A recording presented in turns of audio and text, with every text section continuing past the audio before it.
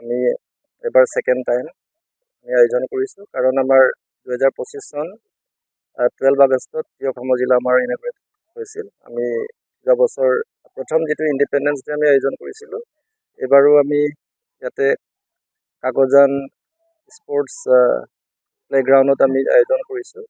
চ' মই সকলোকে অসম জিলাৰ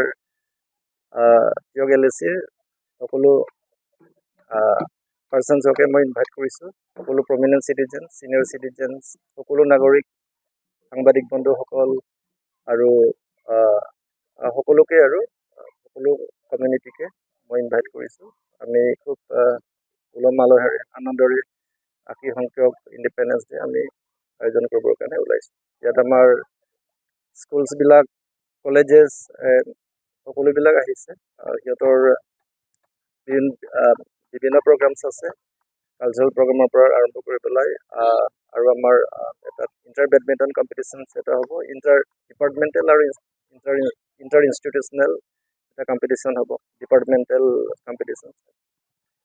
সেইটোতো আপোনালোকক যিসকল প্লেয়াৰ্ছ আছে তেখেতসকলকো আমি ইনভাইট কৰিছোঁ। বেডমিণ্টন কম্পিটিশ্যন এটা হ'ব বাহনা কলেজত ষ্টেডিয়ামত হ'ব। মানে সিহঁতৰ কিবা এটা মানে ইনডোৰ ষ্টেডিয়ামত। যিকোনো খবৰৰ বাবে যোগাযোগ কৰক 9181 307 221 আমাৰ এই নম্বৰত।